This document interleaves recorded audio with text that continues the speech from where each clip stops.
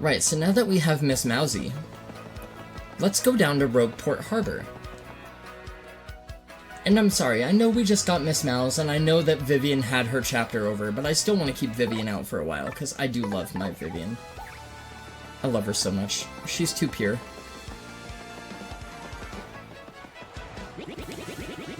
No matter how much I work, life never gets any easier for me. Know what I mean? There's gotta be a way to just go poof and get rich. You know, poof! No, I don't know, actually. I usually just fucking hit bricks and get coins. Could get a day job.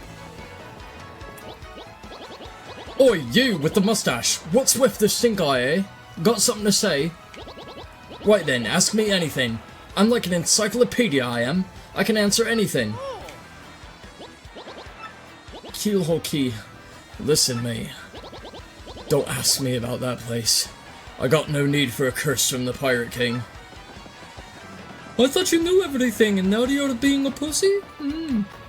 What is that do-rag just for show? I thought you were hardcore, dude. I thought you were MS-13. What the fuck happened to that? See that ship docked there? She belongs to Flavio, the merchant trader. He don't sail too often though. Mostly he hangs out at Podley's joint, the inn by the square. Right. Okay, so now we know where to go find good old Flavio. I do love Flavio. I can't wait to voice Flavio. Flavio's gonna be so much fun. He's kind of like a pompous dick. Like, he's my favorite character to voice by far. I can't wait for you guys to meet him. He's kind of a yellow bitch. There he is. But before we meet Flavio... Yeah, I'm Torque, and don't for a second think this dude's telling the whole story. The only reason I lent him my rig was cause he got down on his knees and begged. And what happens? He's in it for 1 second before he completely totals it. Idiot! I'm not letting this dip out of my sight until he repays me the 5,000 coin repair costs. Well, I headed to Circuit Break Island and got me a marvelous compass piece. You wouldn't believe it, bro. Talk about thrills, chills, and spills. It was pretty exciting, bro. Wanna hear what happened? Yeah, sure. I could kill a good 20 minutes. Well, like I said, it's a really long story, but here goes. Just as our boat arrived at Circuit Break Island, we heard this incredible racket. We soon found out that they hold kart races almost every day on the island. Whoever takes first place in the race gets to rule the island as king for that day. Just as we got to the racetrack, they were holding the award ceremony. I couldn't believe my eyes right there, on the trophy they give to the winner. It was another piece of the marvelous compass. I almost passed dead away. I decided right then and there that the only thing to do was enter the next race. I mean, I've driven in kart races before, so I thought I'd be okay. Boy, was I wrong. The karts were supercharged machines that could send you airborne with their exhaust. These vehicles were armed with missiles and bazookas. It was anything goes, bro. Kinda like that one movie, Death Race. Of course, I wanted to get right out of there pronto. These drivers were crazed. But I worked up my courage and signed up anyway, and my race day finally came. I got one of the best karts, the Big Green 01. I took my position at the start line. The light went green, I stomped the accelerator, and something bad happened. I was in reverse. The Big Green 01 went rocketing backwards with me yelling. I crashed into the wall behind me hard enough to cut me off mid-scream. In one fell swoop, I dropped into last place and wrecked my racing machine. But it wasn't all bad news. All the other karts crashed because of my maneuver. Once I got in gear and took off, I was the only car left. I won by a country mile, bro. I took the piece off my trophy and added it to the marvelous compass. The compass came to life and pointed me toward Jazzafraz town in the east. Then I heard that voice, Princess Eclair's voice, echoed in my ears again. Oh, my princess, random words would form poetry if spoken by your voice. I will most definitely save you. Just wait for me, Princess Eclair, that I'm totally not making up right now. Oh, sorry about that, bro. So I got back on my boat and came back here to Rogueport, and that's what's been up with me. I like how Vivian fell asleep during his story. Like, that's so fucking rude. Like, she doesn't even know that this guy is my brother. We're just wearing similar clothes, and she's already bored to shit. And what do you want, huh? Who, me you ask about? I'm called Flavio. I am, how you say, a trader. The richest man in Rogueport. Monetary wealth gives me freedom, yes, and freedom gives me wealth of spirit. And yet why is it that a man whose life is unchained must always long for yet more? What is missing from my life? This tears at my very insides. I must know. What do I lack?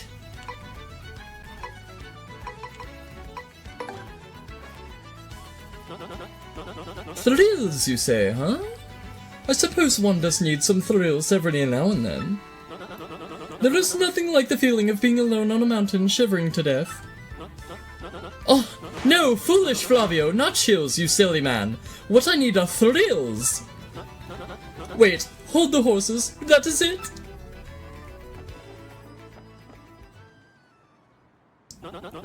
Now that I am thinking of it, I once heard of the treasure of Cortez, the pirate king. Yes, this is the answer! Oh, such happiness for me! A hunt for pirate treasure! Why, that just shrieks of romance and thrills and emotion and even money! Do you not know the tale? The Pirate King's treasure, hidden on Keelhaul Key. Ah, well, tales say that the Pirate King Cortez hid his hoard of pirate booty there. For years, treasure hunters and ruffians have gone in search of the lot. But not a single one of them has ever returned. Oh, the horror makes my back tingle. People here whisper that the ghost of Cortez attacks all who seek his treasure. It is because of those very rumors that people no longer go to Keelhaul Key. But that will not stop Flavio. That treasure is there, yes, and I'm going to prove it. For I am Flavio, trader extraordinaire, millionaire, sailor of the seven seas. What is it that you are saying? Talk of a legendary treasure here beneath Rogueport. Don't be fucking daft, you fucking moron. There isn't anything like that in this dull armpit of a town. You cannot be believing each stupid rumor about treasure that some street urchin spews out. No, no, no, no, no, no, no, no, no, no, no, no, no! Now what madness comes bursting from your mouth? You have a treasure map. Well, hand it over. Rather, I mean, show me. You are putting a joke on me. This map leads straight to Keelhaul Key. You swine! You mean to steal my treasure out from under me? You awful, awful man!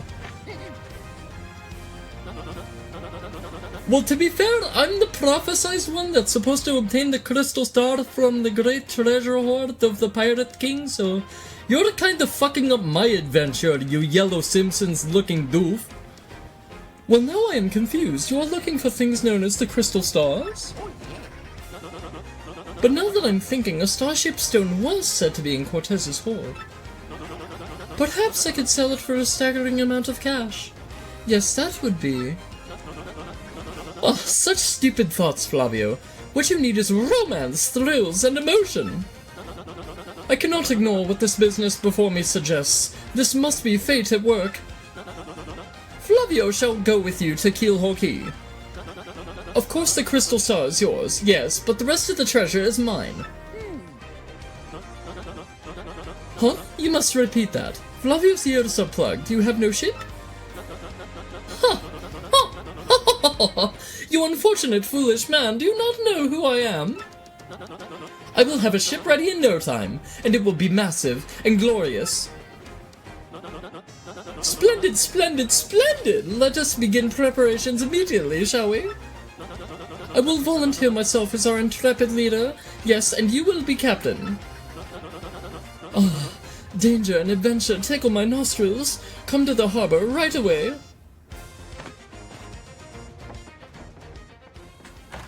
He sounds like he wants to seduce everyone. No, he sounds like he wants to seduce a couch cushion, because he has no chance with any lady within a 100-mile radius.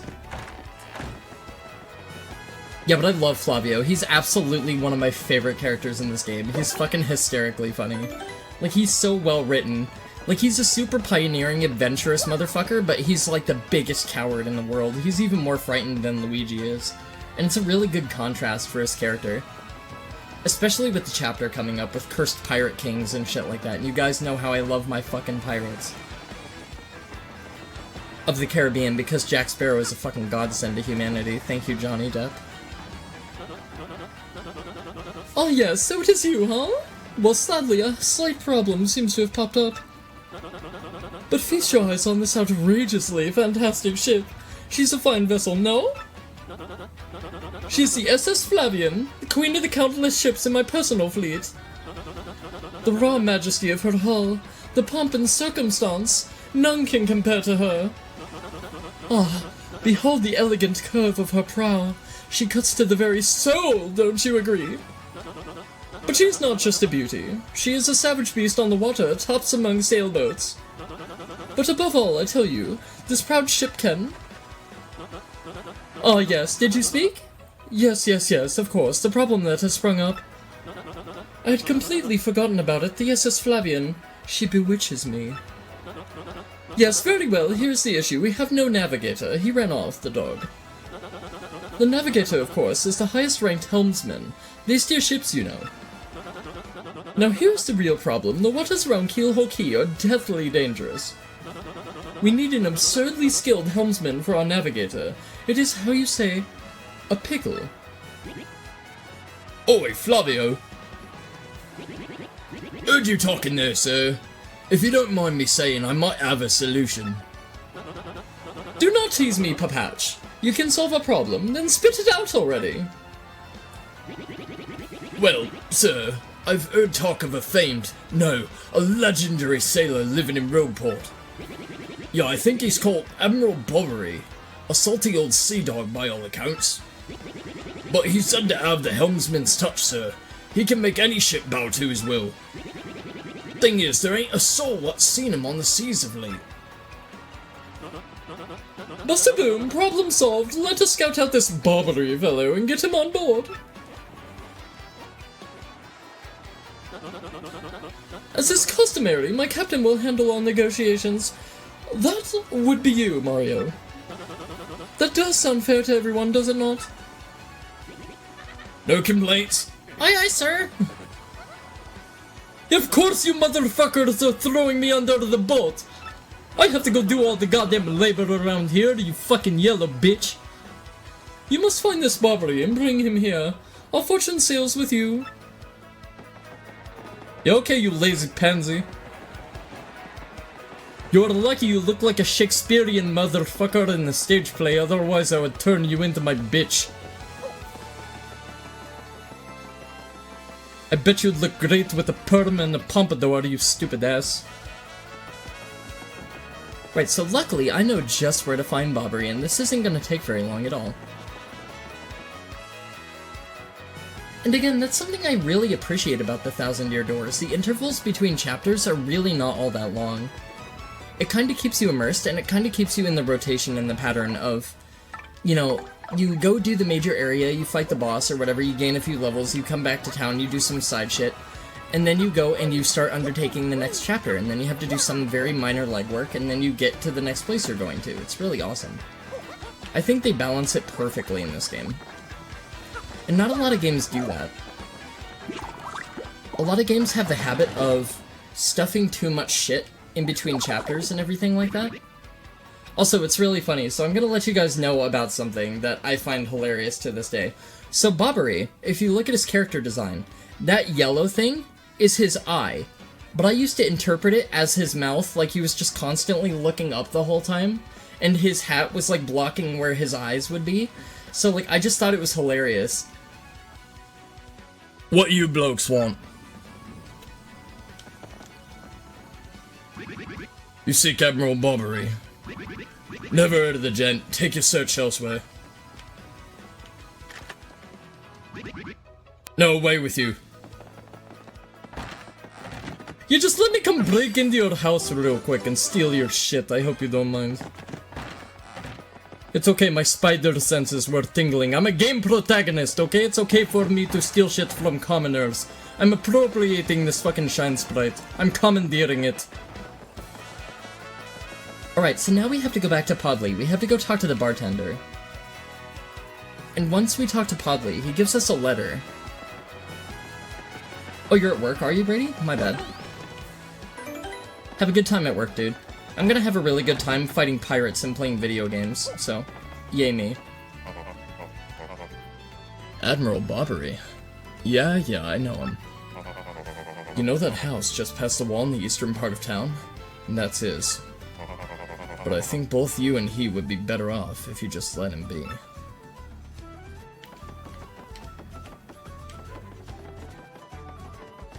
Okay, so now that we've been into Bobbery's house and he's unlocked his front door, I think we go back and visit him again. I could be wrong about that though. There's a little bit of legwork in this chapter that I can't remember exactly how to do in order. So this isn't going to be a lot of legwork, it's just going to be a lot of back and forth until I remember what the hell to do.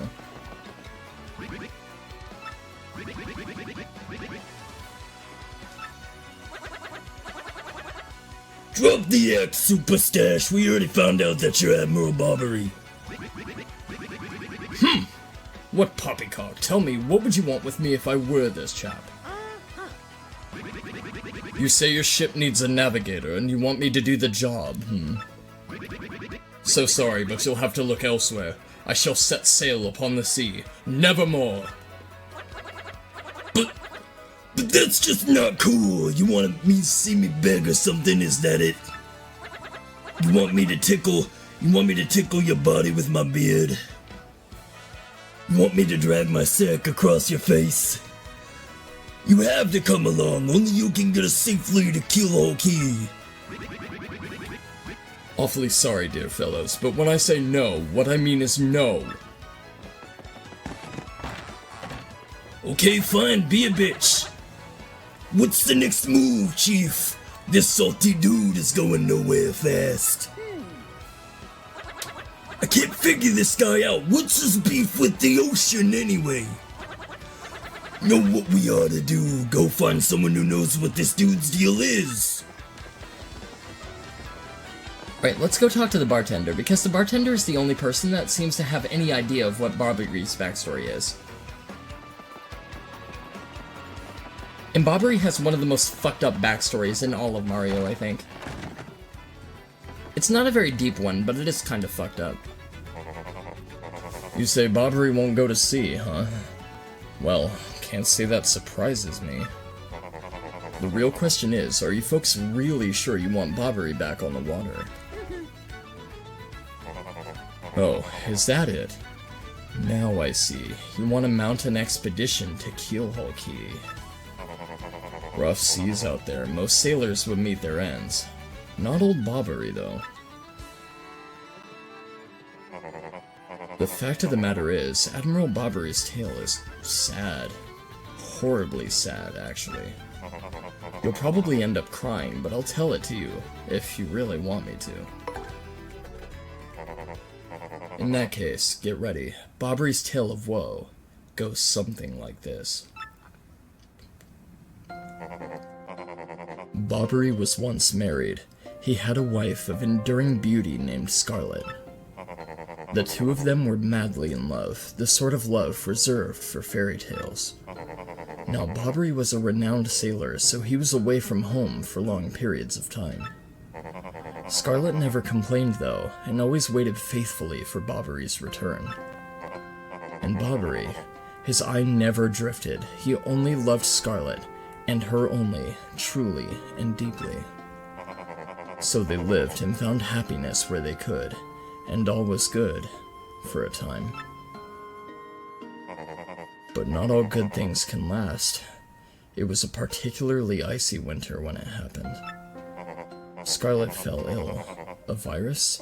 A passing cold? No one knew, but it soon turned serious. Bobbery, at sea on a long, lonely voyage, knew nothing of his bride's suffering.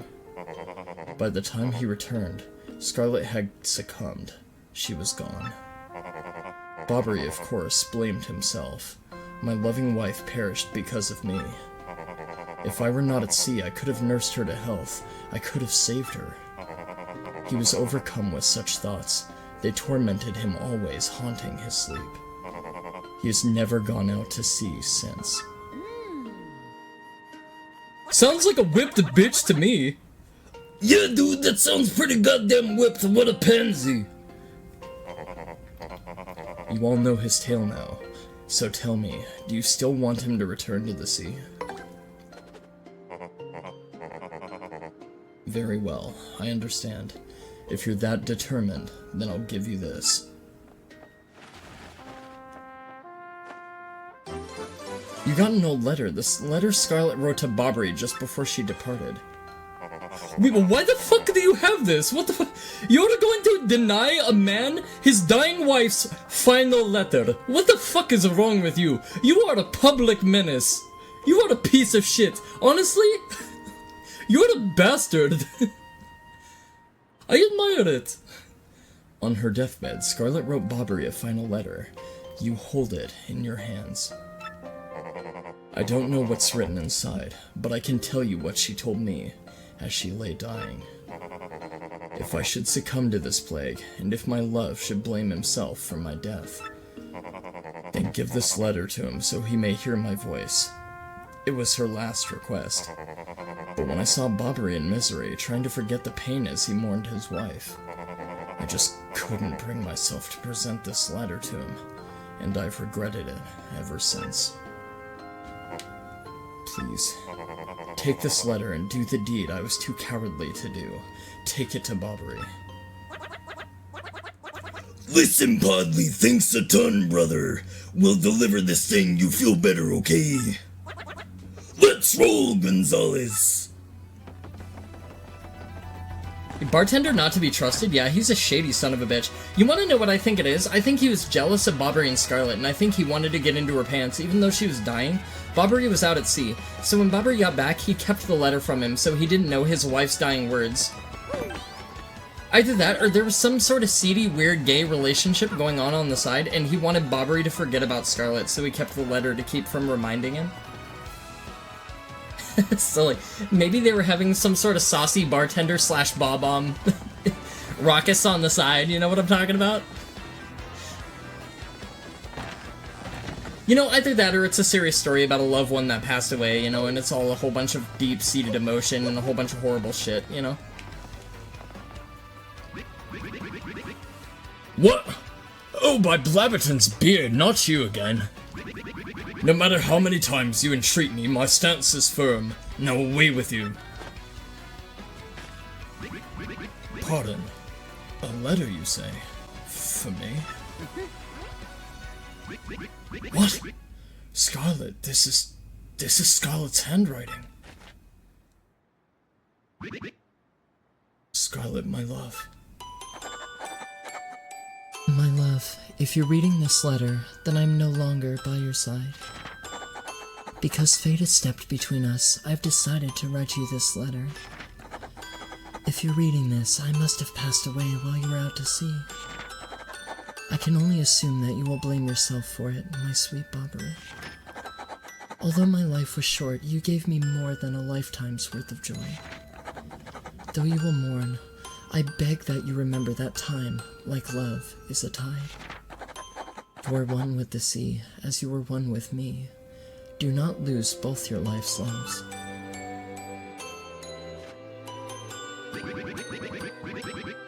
Time like love is a tide.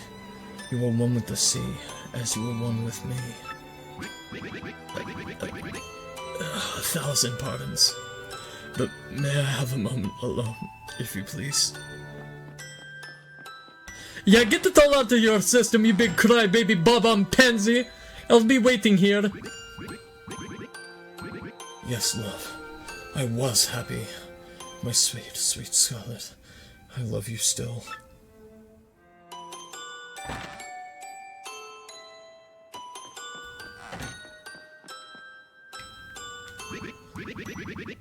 Now then, you were looking for a navigator, I believe. Bound for Keelhaul. Oh, yeah. If you think an old sea bomb like me is what you need, then let's shove off. Emerald Barbary, fuck yeah! The ship's in the harbor, I must inspect her before we leave. I shall meet you there. I'm trying to figure out what voice I should give him, and it's really fucking hard because I have to do like 10,000 different voices, so I can't get the gruffness that I want. It might take me a little bit to work it into character, so bear with me. I'll make it worth your while, I promise. And I don't just say that to everybody. I only say that to people who watch my streams regularly. So count yourselves lucky, alright? Got the fucking Riz! What's up, you stupid yellow bitch? I knew you would get Barbary on board, you wonderful mustached man, you! To you I must say, ahoy! I was wise to choose you as captain. Ahoy to me as well. Are you gay? My men have already loaded our cargo and supplies. Yes, preparations are complete. If you have no errands, we can depart at once. What do you say? Shall we set sail? Very well. To the sea. Raise anchor and set sails for thrills and emotion. And romance and money. Our destination is dread Keelhaul.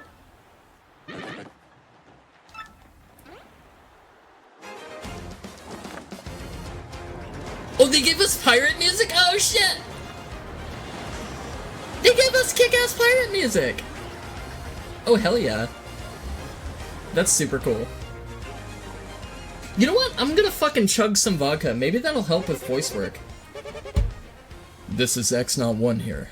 Come in, dude. I repeat, X-Not-1 here, over.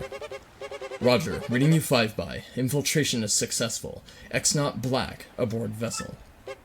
Repeat, X-Not Black is on board the vessel.